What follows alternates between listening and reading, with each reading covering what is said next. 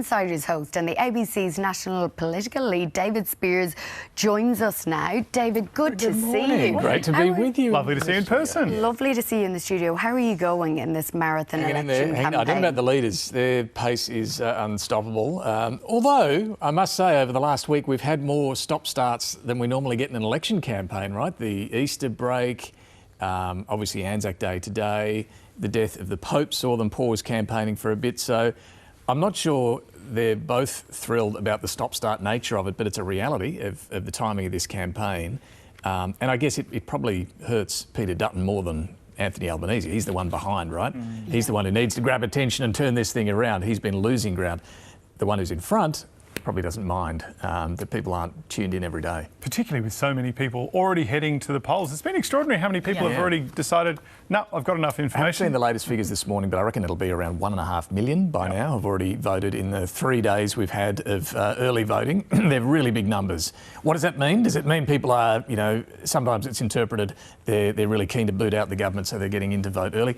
I don't know if it means that. I think it means these are people who've made up their mind and want to get it out of the way. They don't want to be queuing up on Democracy Sausage Day on May 3rd. Weddings, they've got lives to live on the 3rd of May. I can't blame them. But you do miss out on the sausage. That's the only problem with it. Yeah, you miss the sausage. As the fourth week comes to an end, who do you think won this very disrupted week? I think the numbers tell a story, James, and the polls are pretty clear that Peter Dutton hasn't shifted things this week. He's still behind. We'll see more polling over the next day or two, but all the numbers I'm seeing suggest that Labor's maintaining and, if anything, building its lead since the campaign began.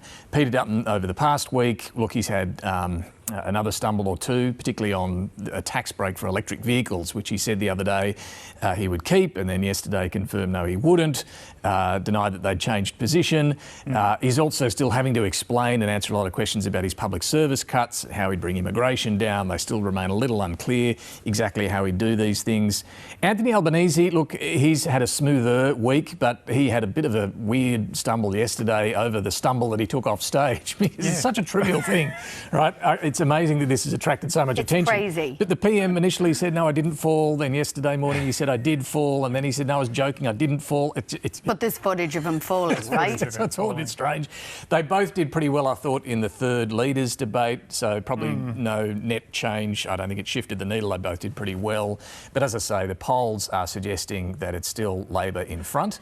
And so this last week that's coming of campaigning, it's all on the line for Peter Dutton. I wanted to ask about the polling because we've mentioned that a few times on our show, and then people have called up and said, no, it's tightening. It's much closer. We're much closer in these seats from both sides. But I just wonder if that's just kind of a bit of expectation management. Labor trying to be like, nah, keep going, we're not there yet. No, you're right, because they're both sort of saying that. Labor, you talk to them privately and they're still very cautious. Don't forget 2019 when they thought they had it in the bag and lost. And there's always the potential that particularly those voters in some of the outer suburbs who are really hurting with cost of living are still going to turn against Labor. We'll see. But look, we can really only go off the numbers, and we're not just talking about one or two polls. All of them are showing this movement, which does seem to be pretty clear. So I think there'd be more worries in the coalition. A minority government's still not out of shot for the opposition, but it's looking more and more unlikely.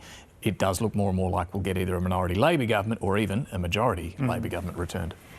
We'll talk about the defence spending and what Peter Dutton announced in a moment, but I'm actually keen to hear what you think of the timing of the domestic violence policy.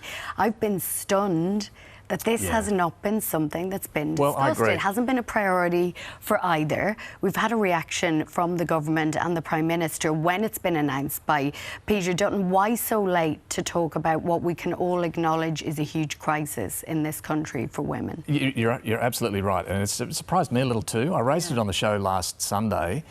Some questions to our guest Michael Sukkar at the time about this. Where's this issue been? Because it has been described by many, I think both sides of politics, as a national emergency. The Domestic and Family Violence Commissioner urged both sides last year to make this front and centre of the campaign. It has not been.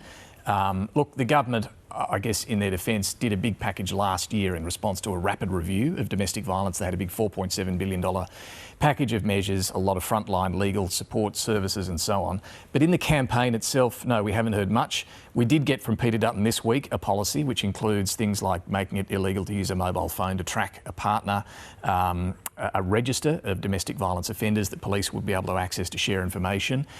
Labor's had a further announcement on ankle bracelets for high-risk offenders, more behavioural change and early intervention programs and so on. But no, it's not been a big feature of this campaign. And everyone's on holiday, David. Like, why leave it till now? Like, it's been acknowledged that the stop-start nature of it, as you say, is going to affect what people hear, or people even tuned in this week to hear that. Like, why leave it till now? Yeah, I mean, that's a good question. And it's the same for a lot of the coalition's policies. They've banked on people not really tuning in until the end. I mean, let's face it, everyone who's voted has made up their mind, and a lot of others have already made up their mind. The contest is about those who haven't and who are disengaged. They might be undecided, disengaged, or both. That's what's going to decide the outcome of this election. Peter Dutton's banking on them really tuning in the final week, and that's why he's back-ended so many policies. But it's meant he's then having to explain detail that he doesn't quite have. So it's had its risks in leaving it so late. And does defence spending, speaking of leaving things late, does that shift the needle for people? I think it might for some. It's a substantial policy that he's put on the table. This is a significant lift in funding that he's talking about, getting Australia up from 2 to 2.5% of GDP, and then 3% over the decade of GDP being spent on defence. And at least in the first few years, he's being open about the fact he'd reverse a tax cut to pay for it. So he's saying to voters, I'll put up your tax to pay for this defence increase. Whether people are going to be happy with that, we'll see. But it does play to a traditional coalition strength. This is what Peter Dutton's all about. It's national security is his focus. What we haven't seen is what he wants to spend the money on. He said that is something we'd work out in government. A lot of analysts are saying, well, hang on, surely you've got to decide, tell us why we need to spend this money, what kit we'd buy, but also in the outer years where all that money would come from, because it is a significant lift.